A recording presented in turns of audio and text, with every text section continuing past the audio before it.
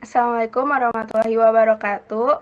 Kami dari kelompok 7 akan mempresentasikan tentang negara dan warga negara. Pertama-tama, perkenalkan nama saya Yunda Salsabila Sofa dan teman saya Zeni Sindianti, Anissa Oktaviani Putri. Untuk mempersingkat waktu, mari kita langsung menuju materi pertama yang akan dibacakan oleh Jenny Sindianti. Baik, terima kasih. Materi pertama itu ada membahas tentang pengertian negara dan warga negara.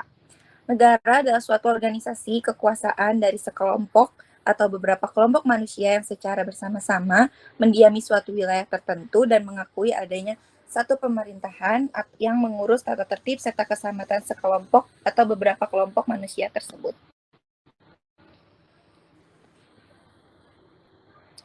Lalu ada unsur-unsur negara.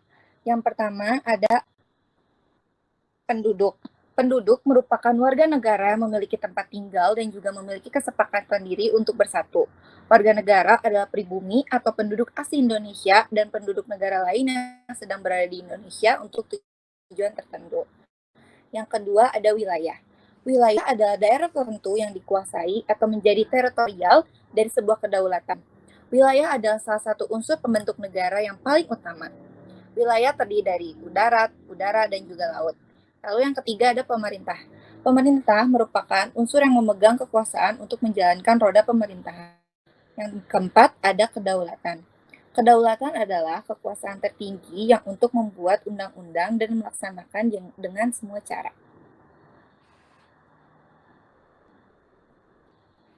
Lalu ada fungsi negara. Yang pertama ada fungsi pertahanan dan keamanan.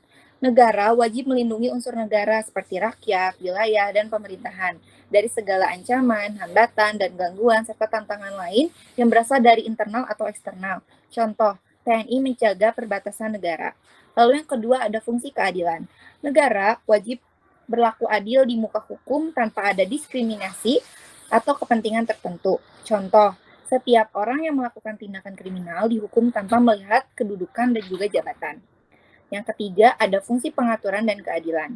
Negara membuat peraturan perundang-undangan untuk melaksanakan kebijakan dengan ada landasan yang kuat untuk membentuk tatanan kehidupan bermasyarakat, berbangsa, dan juga bernegara. Yang terakhir, ada fungsi kesejahteraan dan kemakmuran. Negara bisa mengeksplorasi sumber daya alam yang dimiliki untuk meningkatkan kehidupan bermasyarakat agar makmur dan juga sejahtera.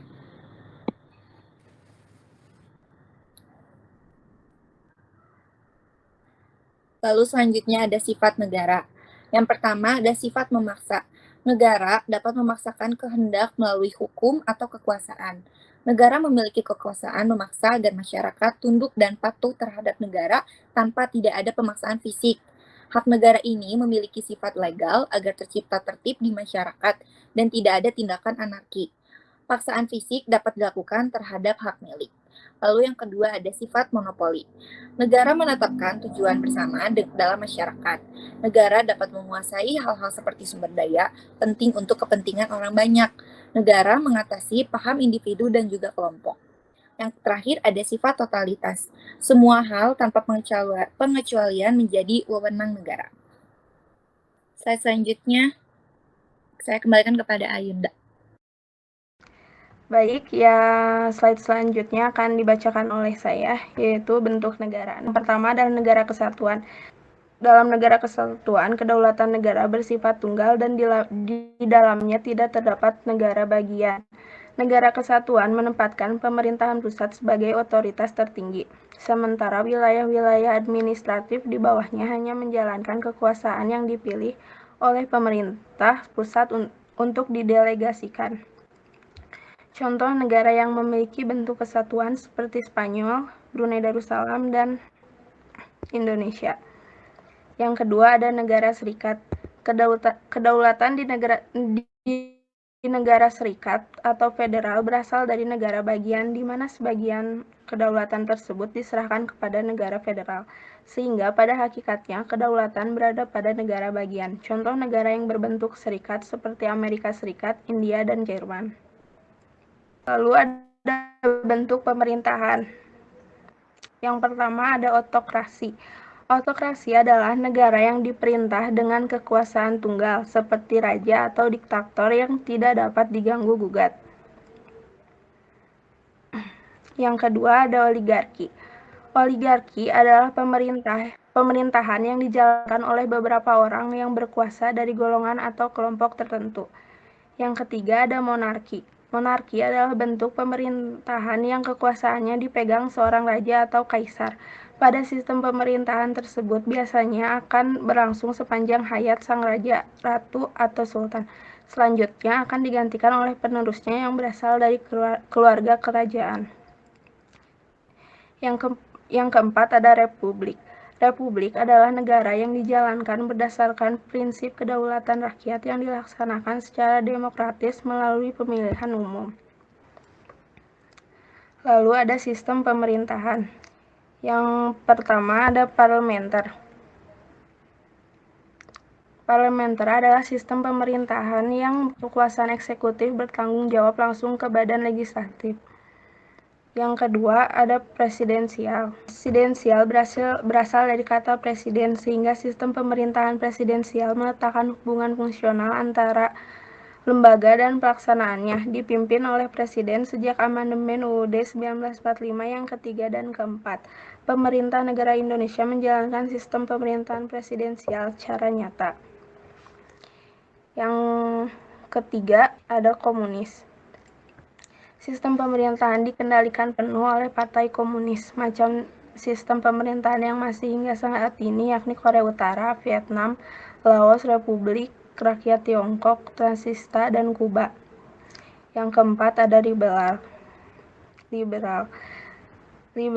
Macam sistem pemerintahan liberal menganut pada asas kebebasan sebagai landasan penempatan kebijakan. Pemerintah tak begitu banyak menetapkan kebijakan, mayoritas aktivitas pemerintahan negara dijalankan oleh pihak swasta. Liberal atau liberalisme merupakan sebuah ideologi pandangan filsafat serta tradisi politik yang didasarkan pada pemahaman bahwa kebebasan dan persamaan hak adalah nilai politik yang utama. Materi selanjutnya akan dibacakan oleh Anissa. Baik, terima kasih. Lalu di sini ada sistem kekuasaan. Yang pertama ada eksekutif. Eksekutif merupakan bagian pemerintah yang bertanggung jawab untuk menjalankan dan melaksanakan kebijakan-kebijakan negara.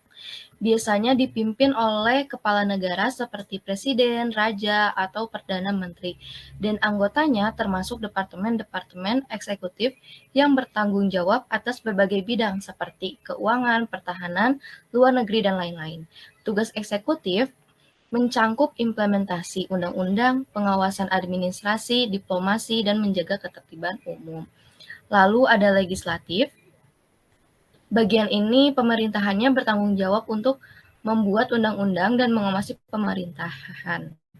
Biasanya terdiri dari dua badan, yaitu majelis rendah, ya misalnya Dewan Perwakilan Rakyat, dan majelis tinggi, misalnya Senat.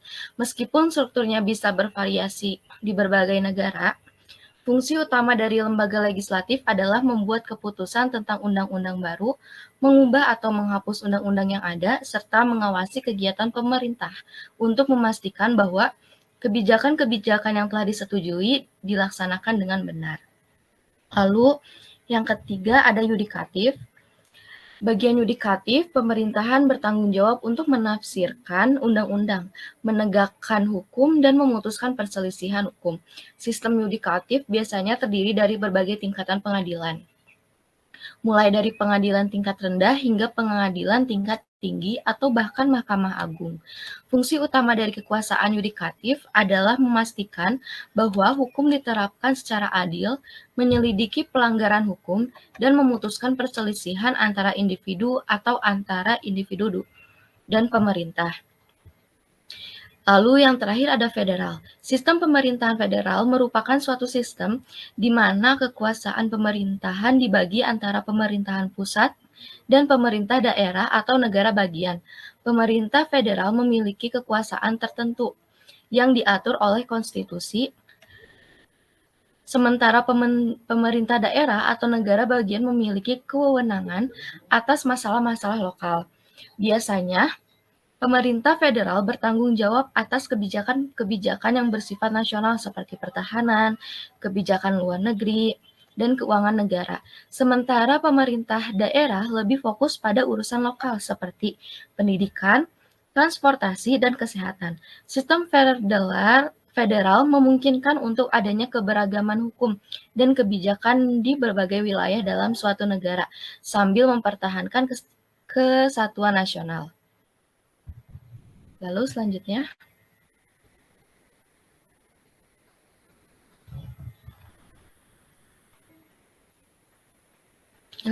lalu di sini ada asas-asas kewarganegaraan. Yang pertama ada asas ius sanguinis. Juga dikenal sebagai prinsip darah. Asas ini menetapkan bahwa kewarganegaraan ditentukan oleh keturunan darah. Artinya, seseorang mendapatkan kewarganegaraan dari salah satu atau kedua orang tuanya yang merupakan warga negara. Ini berarti bahwa anak-anak dari warga negara akan secara otomatis memiliki kewarganegaraan yang sama dengan orang tua mereka, terlepas dari tempat kelahiran mereka. Lalu ada asas ius soli, dikenal juga sebagai prinsip tanah. Asas ini menetapkan bahwa kewarganegaraan ditentukan oleh tempat kelahiran seseorang. Dalam sistem ini, seseorang secara otomatis menjadi warga negara dari negara di mana mereka lahir, terlepas dari kewarganegaraan orang tuanya. Praktik ini umumnya ditemukan di negara-negara dengan tradisi imigrasi yang kuat. Lalu yang ketiga ada asas kewarganegaraan tunggal. Prinsip ini menyatakan bahwa seorang individu hanya memiliki kewarganegaraan dari satu negara pada suatu waktu. Ini berarti bahwa seseorang tidak bisa memiliki kewarganegaraan ganda secara sah. Lalu yang terakhir ada asas kewarganegaraan ganda terbatas. Konsep ini mengizinkan seorang individu untuk memiliki kewarganegaraan ganda, tetapi dalam batasan tertentu. Beberapa negara memperoleh kewarganegaraan ganda dengan negara-negara tertentu atau dalam situasi-situasi khusus. Sementara negara lain mungkin memiliki pembatasan yang lebih ketat atau tidak mengizinkan kewarganegaraan ganda sama sekali. Lalu slide selanjutnya. Nah, lalu yang terakhir ada ketentuan tentang kewarganegaraan Indonesia. Yang pertama terdapat dalam Undang-Undang Dasar 1945 Pasal 26, yang menjadi warga negara ialah orang-orang bangsa Indonesia asli dan orang-orang bangsa lain yang disahkan dengan undang-undang sebagai warga negara. Yang kedua, penduduk ialah warga negara Indonesia dan orang asing yang bertempat tinggal di Indonesia. Yang ketiga adalah hal-hal mengenai warga negara dan penduduk diatur dengan undang-undang. Nah, lalu untuk yang kedua ada di Undang-Undang Nomor 12 Tahun 2006. Dalam UU Nomor 12 Tahun 2006 disebutkan bahwa warga negara sebagai salah satu unsur hakiki dan pokok dari suatu negara memiliki hak dan kewajiban yang perlu dilindungi dan dijamin dalam pelaksanaannya. Atas hal tersebut, maka dibentuklah UU Nomor 12 Tahun 2006 tentang Kewarganegaraan Republik Indonesia.